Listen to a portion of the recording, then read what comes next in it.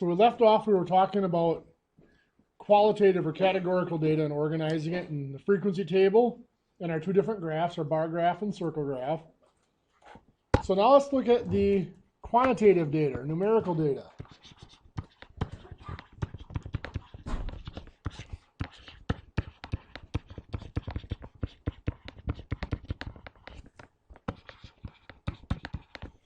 Remember, there's two types of quantitative data. We have discrete and we have continuous, and they're treated differently.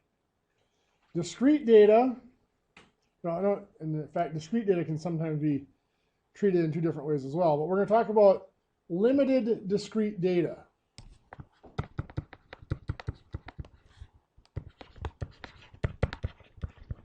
By limited, I mean there's a small number of possible values it can take on. For example, let's say we survey people to ask how many classes they're currently taking this semester.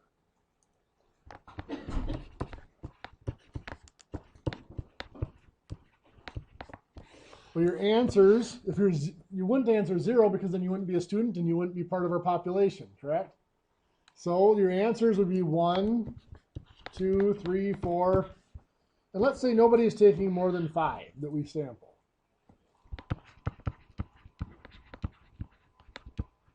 So then we'd do our tally and our frequency. Now, this would be done the same way we did with our colors. You'd have this list of 1s, 2s, 3s, 4s, 5s, or whatever. We'd tally them up and write the frequency in. We're going to go ahead and just fill in the frequency here. So we have 19 students that are taking 1 class, 28 that are taking 2. We have 51 that are taking 3 classes.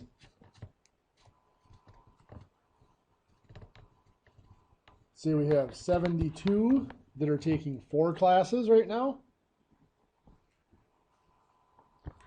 and 30 that are taking 5 classes at the time. So there is our frequency table. Now, we could, just like we did with our categorical data or qualitative data, we could do a relative frequency.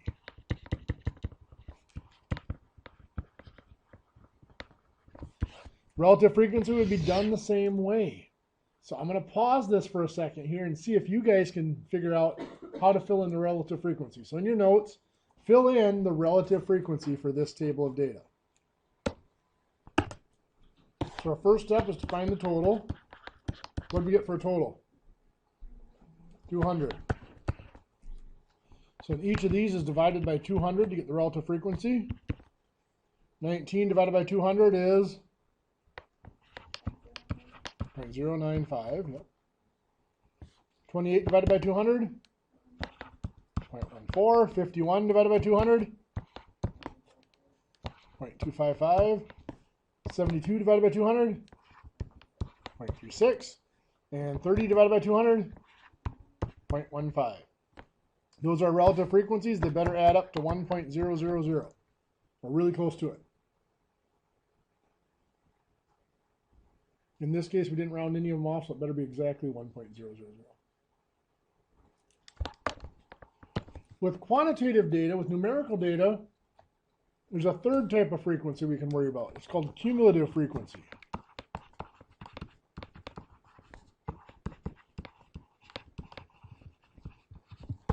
What cumulative frequency deals with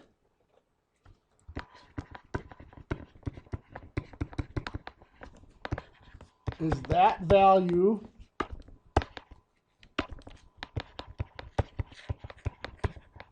or less.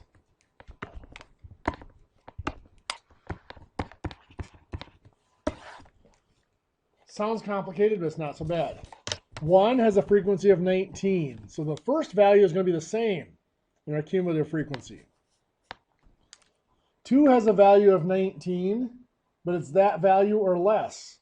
So 28, plus the 19 that were for the 1. So that's going to be 47 is the cumulative frequency for the 2. Because there's 47 that are either 2 or less. So either 2 or 1 in this case. For 3, we've got 51 plus the 28 and the 19 that are smaller than it. I'm going to take it easy and do 51 plus 47 is 98. So that's the cumulative frequency. There are 98 values that are equal to 3 or smaller. For the 4, there's 72 plus the others that are smaller. That's now 170.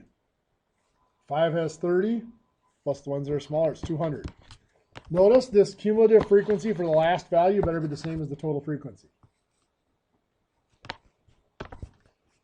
We're not going to get into it in this course as to why this is an important thing, but there are a lot of applications and probability and stuff like that with our statistics where this is an important value. In fact, if we have a little time tonight, we may talk about grouped means and medians, and that's an important value for doing that. From this, we can create the same types of graphs we did for our categorical or qualitative data, except a bar graph is not called a bar graph when it's for numerical data. It's called a histogram.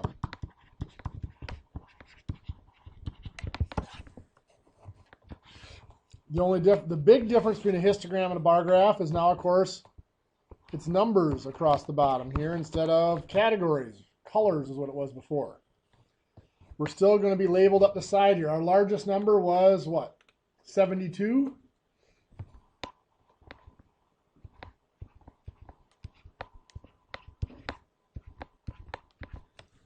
So this one's labeled by tens. There's going to be another difference that comes up here. We had 19 with one class and 28 with two.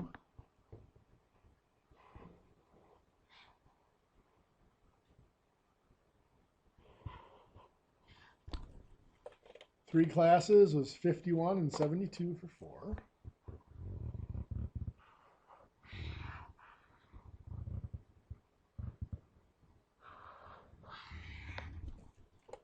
And 5 was 30.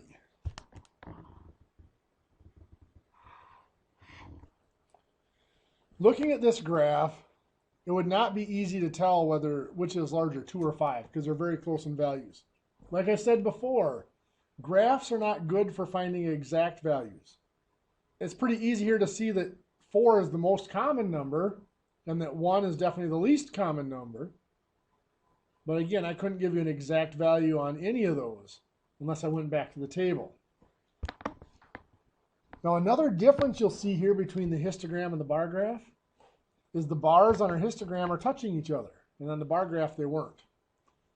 There is a mathematical, psychological reason for that. In statistics, we actually do involve a little bit of psychology and cognitive function and how we represent data. Up here, when we're graphing colors, there is no link between red and blue and green. In fact, there's no even logical order. I can put them in whatever order I want to, and it doesn't affect anything. Well, down here with the numbers, not only is there a logical order, numerical order, 1, 2, 3, 4, 5, but 1 flows into 2, 2 flows into 3, 3 flows into... They border each other. So we have the bars touching each other to represent that. There is a connection from one to the next. We have that space between the bars for the categorical data because there is no connection from one to the next. A very subtle point, but we're talking about representing data accurately. It's part of the honest representation of data. We can do bar graphs, we could do, or histograms, we could do circle graphs if we wanted to. Circle graphs are generally, though, for the categorical data. So that was discrete and limited discrete. Obviously, if we were counting how many hairs are on your head, we wouldn't be able to list out every possible number there. We'd have to group them. And that's the next thing we're going to be looked at is grouped numerical data.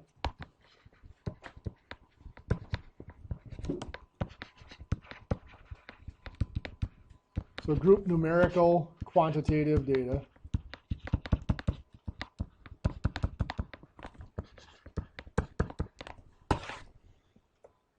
For example, the hairs on your head example is a little outrageous, but if I wanted to do what is your GPA? Well, if we're calculating the GPA down to the nearest to the 100th of a point.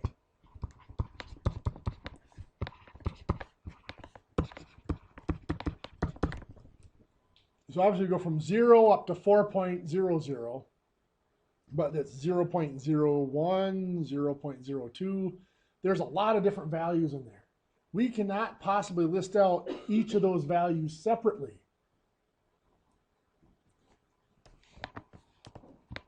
So we're going to group them.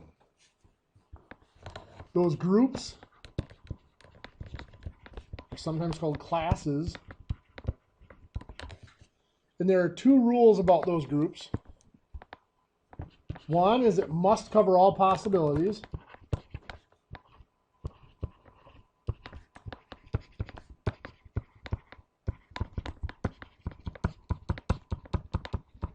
In other words, there can be no gaps.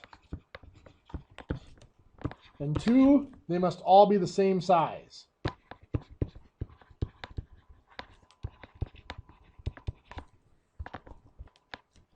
Now for GPA, there's some pretty common sense groups I'm going to use.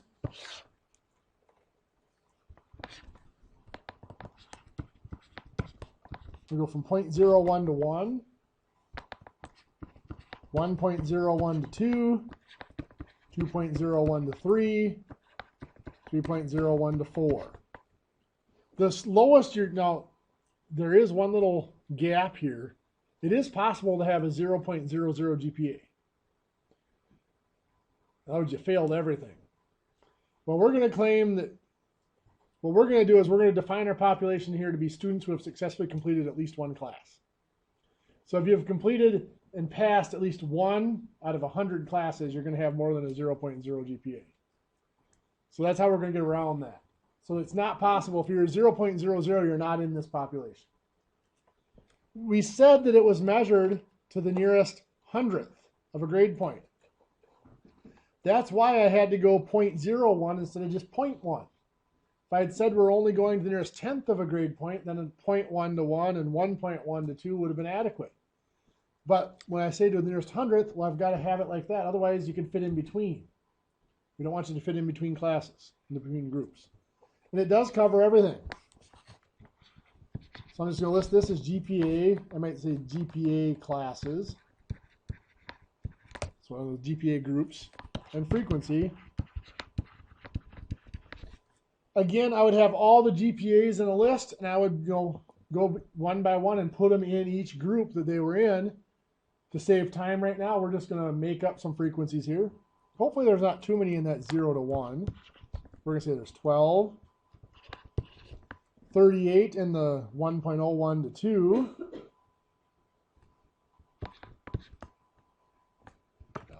This is a little more reasonable.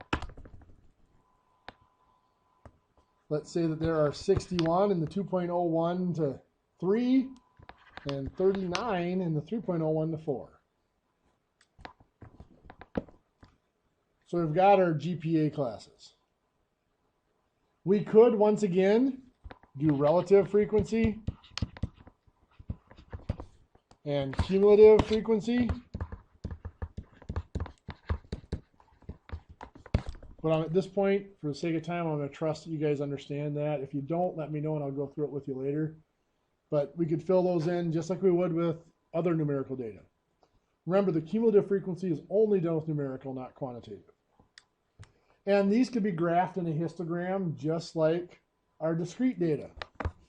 Slight difference would be, instead of single numbers along the bottom, it's going to be these ranges.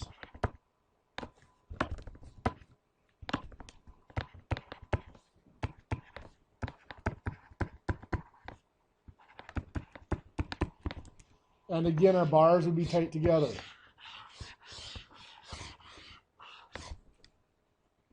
I just slapped those in. I didn't put a scale or anything, obviously, so don't hold me to those being accurate. You guys get the picture. I know I'm kind of getting sloppy here, but for the sake of time, I'm kind of moving along. So we're going to represent those graphically. There is another type of graph that fits a different type of data. What we have looked at here is what we call, it's basically snapshot data. It is data that's taken at a single point in time, and we're getting a picture of that data. There's another type of data called time series data.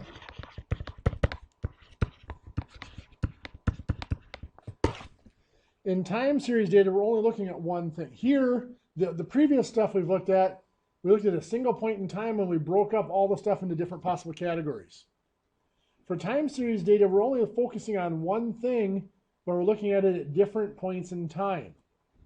We might look at tuition cost, cost per credit.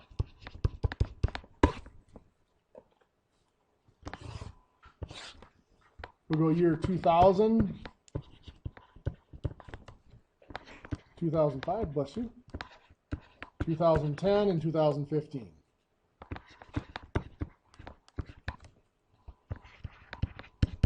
Let's see, in 2000, it was $98 a credit. 2005, it was $109. No. 2010, let's say it went up to $141. 2015, it dropped to $138. They're not too far off, but no, they're not accurate. There was a year in there where it dropped, but I can't remember, it was like 2013 or 2012, it actually did drop a couple bucks a credit.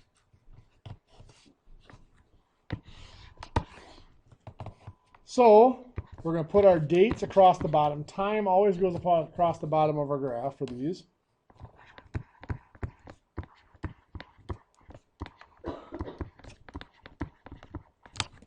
And our value goes up the side here. Now I'm going to do something bad. I'm going to do that. So this is going to be 90, 100, 110, 120, 130, 140, 150. I'll explain why what I did there is bad in just a minute. So in 2000, it was $98, right about here. 2005, 109, right about there. 2010, 141, jumped up to here. In 2015, it dropped just slightly. So we're going to draw lines connecting those points. Now, a lot of people are really tempted to draw a line from the origin up to there. It was never $0 for tuition. So that would not be an accurate point. So resist that urge to connect it back to the beginning down there. This is called a line graph. And its power is in the slope of the line. We can see where it's increasing the fastest, right here, because the line is the steepest. We can see where it's decreasing. There's only one spot, that's here, because it's sloping down instead of up. Again, if we wanted to find exact values, looking at this, can I tell that that's exactly $98? No. I can tell it's right around 100, maybe a little bit less. If I want the exact price, I've got to go to the table.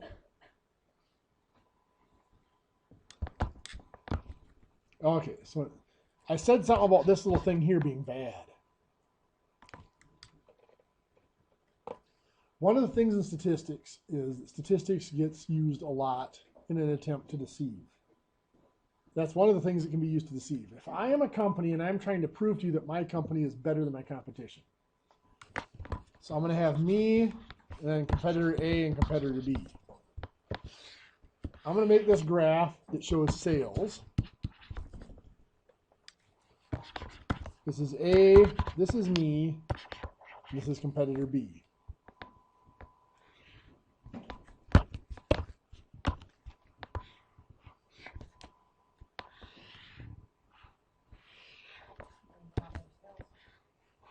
Looks like I did really well, doesn't it?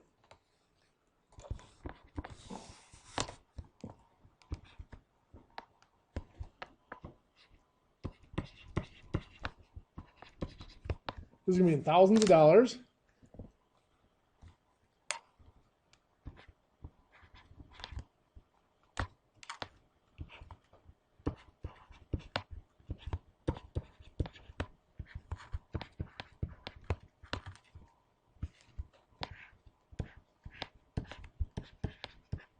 probably label it like this to make it a little less obvious. Looking at this, it looks like I sold 2 or 3 times as many as A and 3 or 4 times as many as B, doesn't it? But if I look at the numbers, it looks like B sold about 191,000, A a little over 190,000, and I sold between 194 and 195,000. Not that much more, is it? But the way the graph is set up, it looks significant because of that. I didn't start at 0. I started at 190,000 and I numbered up from there. Now this has its advantages. It's easier for me to see the difference between the numbers. But also if I'm trying to present this to a consumer, their eyes are drawn to the fact that my bar is 2 or 3 times as large as the other ones. In reality, this bar graph looks something like this.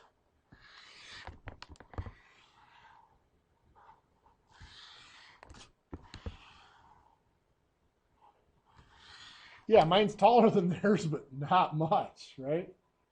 This comparison is much more precise. It's saying, hey, we're pretty close, but I am better than them. Not 3 times better than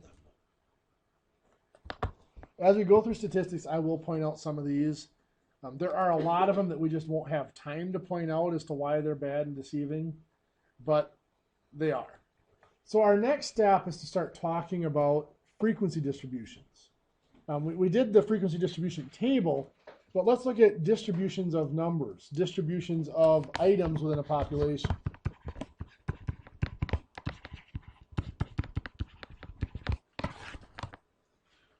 Look at our data distributions. Let's look at test scores on the first test for business math. And let's say that our range goes from, let's say that nobody ever scores lower than 60 on the first test.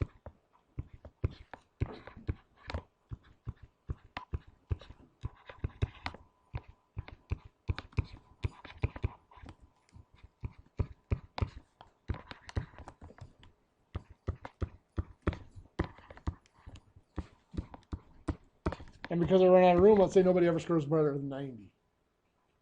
So let's take each score. Let's say we were grading tests, and our first test comes in at 74. I'm going to put a dot above 74. Next test comes in at 83. Put a dot there. We have 78. Put a dot there. 81. Another 78. 76. Maybe an 86. Maybe a 68.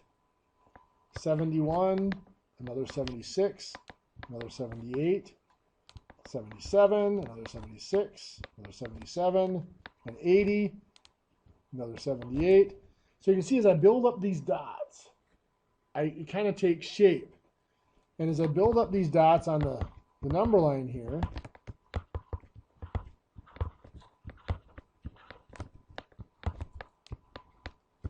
I get this kind of feel for what the data looks like. And I can actually draw a curve through the top of those dots if I fill them all in. And usually the curve will make a bell shape.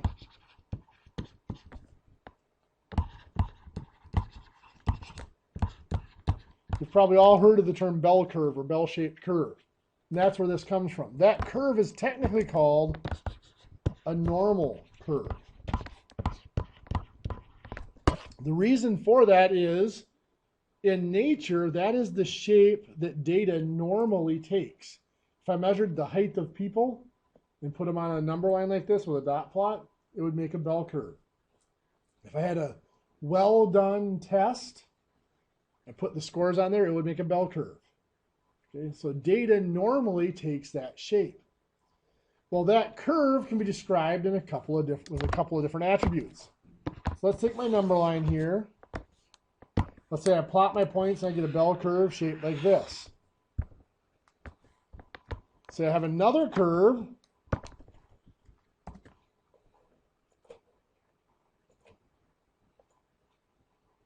that looks like this. How would I describe the difference between those two curves? Well, the red one's moved to the right. Right? They're the same size, same width and stuff. The red one's moved higher. It has a moved to larger numbers. Well, the easiest way for us to describe that is we describe the center. The center of the red curve is higher than the center of the blue curve. It's a larger number. The next thing we can do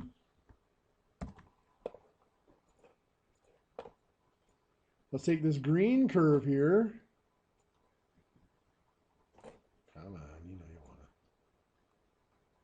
to. There we go. We'll compare this green curve to the blue curve. Now they have the same center. The green and the blue curve are both at this location for their center, but the green curve is narrower than the blue curve. The blue curve is wider. The term we use for that is spread.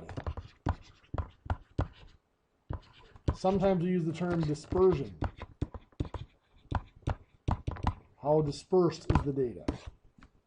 So we're going to talk about numerically describing the data rather than putting it in a table or in a picture for a graph.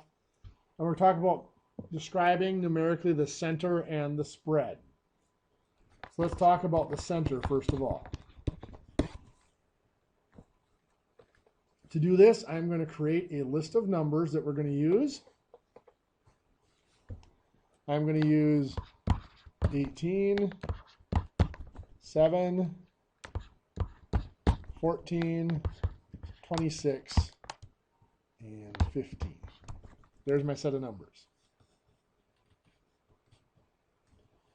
Measures the center. So again, that's the middle of that curve, wherever that location in the middle of that curve is. One of my measures of centers is the mean. The mean is what we've always known as the average. So in other words, the mean is found by taking, you add up the numbers. That little symbol that looks like kind of a funny shaped E is called the sum symbol. X represents each value. You add up the values and you divide by n. Remember, n is how many are in the set. So for this set here, we would add them all up.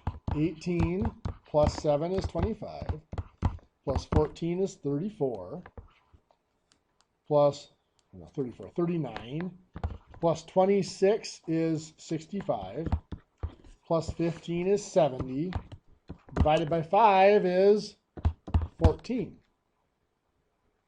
So the mean of that set of numbers is 14. We add them up and divide by how many are there.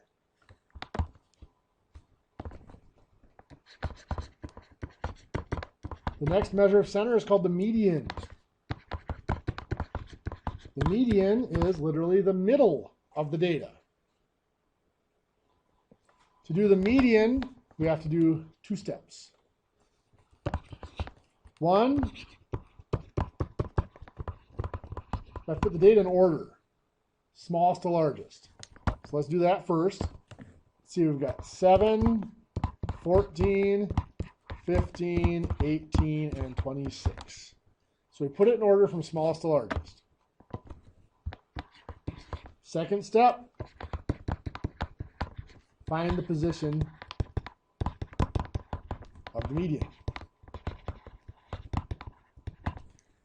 To do that, to find the position of the median, we're going to take 1/2 or 0.5 times n.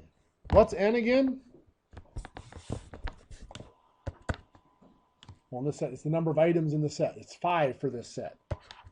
So 0.5 times 5 is 2.5. Now there's two possibilities here. This one is a decimal. If it's a decimal, we round up. So 2.5 would be rounded up to 3. The number in the third position is our median. So you got 1, 2, 3 right there. The 15 is our median. So the median of this data set is 15. You could just cross them off. Some of you have been taught to cross off the smallest and largest, and work your way to the middle. For a small data set like this, that works. If we had like 85 data points in the set, that'd be a little tough to do. If you're doing this electronically in Excel, you can sort them to put them in order from smallest to largest. Then you can actually look at the side of the sheet and it'll tell you, how many rows you've used is how many items are there. It'll be nice to be able to find what position, just scroll to whatever row it is and pick it out. And that's why we're doing it this way. Now this was because n was 5, we got a decimal here, so we rounded it up. What if n were 6 or 8 or something else? So the other possibility, this is one possibility here, we get a decimal. The other possibility is, let's say, what if n is 8? So that position is going to be 0.5 times 8, which gives us what? 4. If this is an integer or a whole number,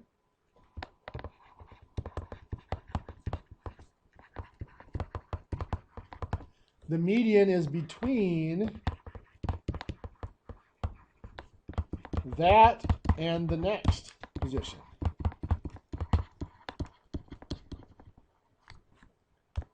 So this would be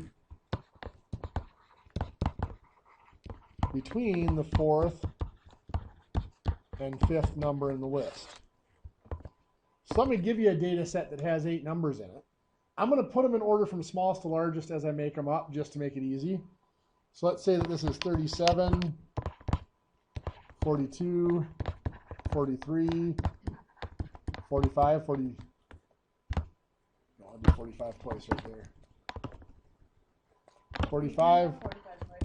I can, but I don't want to do it there for obvious reasons. It'll be obvious in a minute. 48, 52, and 60 are my numbers. So I just said my median is between the 4th and 5th numbers. So 1, 2, 3, 4, 5. There's my 4th and 5th number. How do I figure out what's between them? I average them together. Add them together and divide by 2 is 46.5. That's why I didn't want those both to be 45, because I wanted to be able to average them together. If they were the same, then it would just be 45. Yeah, if they were both 45, they're both the same. What's between them is just itself.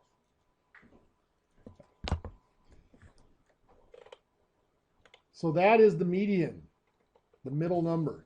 Again, like you said here, it wouldn't be too much work to just cross off the smallest and largest.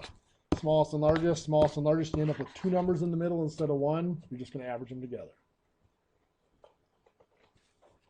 The final measure of center, well, that this book uses is something called the mode. The mode is the number that occurs most often. Now, in my first data set, there was no mode because there was no numbers that appeared more than once.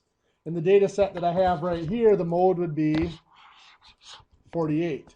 That's the only number that appears twice in that data set. Depending on the textbook you're looking at, that's one thing with statistics, is there's different fields of thought in statistics. Some textbooks will tell you there's one mode or there's no mode. If there isn't one single number that appears more than the rest, there is no mode. And that's the way we're going to look at it in this class. If there isn't a single number that appears more often than the rest, there is no mode. Some textbooks will say you can have up to 2 modes. So it can be, unimodal or bimodal, are the technical terms. 1 mode or 2 modes. Some will say, well, it depends on how large the sample is, and they give you these weird formulas like square root of n minus 1 or whatever is how many modes you can have. Again, for this class, there's either 1 mode or there is no mode. Now there's another measure of center that we're going to talk about called the mid-range. The mid-range isn't discussed in your book, but it's one I have to mention. The mid-range is found by just taking the minimum, which is the smallest number, called the minimum, and the largest number, which is called the maximum, and we're just going to average those 2 together. Add them together and divide by 2. So for this last data set here, we have 37 is the smallest and 60 is the largest. So that'd be 37 plus 60 divided by 2. Now, when you punch something like this in your calculator, I'm going to give you a word of warning. Do 37 plus 60, hit equals before you divide by 2. Because if you don't, order of operations takes over. It divides the 60 by 2 and then adds everything to it. So when you're doing the mean, always hit equals before you press divide. This is going to come out to be, what, 48.5, I believe? Okay. So that's our mid-range for that set of numbers. We've seen these 4 different measures of center, and really the first 3 are the most popular, mean, median, and mode. If we have a good set of data, we have that nice perfect bell curve, the mean, the median, and the mode will all be the same number. But most of our data is not nice and symmetrical and perfect like that. It's usually what we call skewed. So skewed, it might be stretched out in one direction. Like this here is what we call skewed left, because it's stretched out to the left. Here, the mean is going to be over here. The median, somewhere in here. And the mode is still going to be that highest point. So they're not going to be the same value. And the more skewed it is, the further apart those values are going to be. So that's one way to test to see if a data set is good, if it's symmetrical, a nice bell shape, is to find the mean, median, and mode and see if they're fairly close together. So that's skewed left, and of course we can have skewed right. That would be just the opposite. The mean is going to be over here, median, and then the mode. So since there might be different, the question comes out, what's better, the mean, the median, or the mode for measuring the center of the data? What would you guys vote? The mode? Because it's easy? Well, the mode is always the highest point, but not necessarily the center. Okay, most people would say the mean, just because one is the first one we learned back in like 3rd grade. You average them together, right? And it feels good because we're doing this nice mathematical formula. You're crunching numbers and stuff. But let me give you an example. I'm going to give you a data set, and we're going to put them in order to make it easy on us.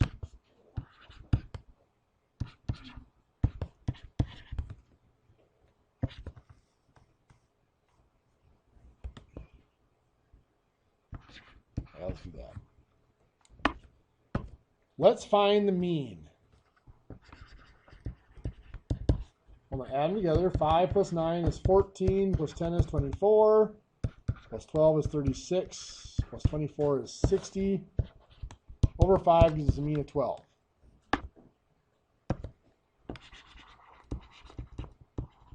The median, what number's in the middle here? 10. Okay. Don't need to do any intense calculation there. Now I'm going to add a number to this. And the number I'm going to add on the end of this is just 100.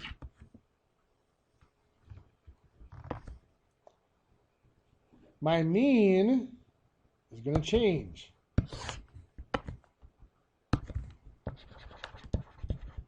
The mean, the total is now, what, 160 over 6, which is going to be 226.67 is now my mean.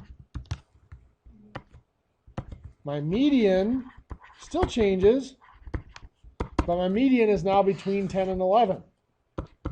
Or 10 and 12, sorry. Yeah. I'll do my calculation before I finish talking.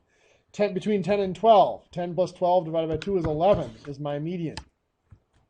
You see here the mean went from 12 up to 26.67. The mean went from 10 up to 11. It didn't change much. The median will always be at the center. It's the middle. So this unusual value, this is called an extreme value here. Changed the mean a lot, but it didn't change the median very much.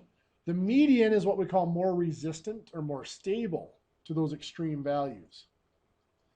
Statistically speaking, the median is usually considered to be better, more reliable. Let me give you a great example as to where a case where that is the case.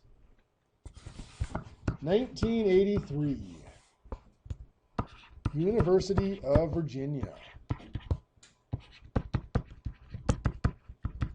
published that the mean or the average starting salary of a graduate in their bachelor's program. Salary. Wow. Thank you. That's right. Yeah, okay. It is. It's late at night too, which means the little hamster has not been on the wheel for a long time. The average salary for a graduate in their bachelor's degree in marketing was $78,000. Just over $78,000 a year. That's pretty high for you. 1983, your average high school teacher was starting out at between $16,000 and $17,000 a year. $78,000 is a lot. $78,000 is pretty darn good right now. Not pretty good. It's really good right now. What they failed to mention was one of the graduates in that program was a man by the name of Ralph Sampson.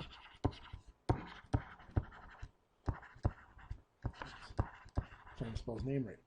Mr. Sampson was 7'4", was the two-time NCAA basketball player of the year, was drafted #1 by the Houston Rockets. You can guess what type of contract he signed with them as the #1 draft choice. Multi-million-dollars. It takes a lot of $18,000 to $20,000 marketing graduates to average $1 million contract down to $78,000. Mr. Sampson was the only one in that group that made more than $33,000 that year. The median for that group was $24,000, in the $24,000 range. This was the mean. Like I said, he was the only one in the group bigger than 33,000. So that's how that one real extreme value can change the mean. The median is more reliable. Now, if I'm University of Virginia, I'm advertising the heck out of that number. It's true, it's just very misleading, right? Okay. So obviously the median, you can see there, is a more stable, more reliable measure of center. It's a little early for our break, but I'm going to take our break here because the next step is going to require us to go for a while. So let's take our break. It's 7:18. Let's come back at 7:28.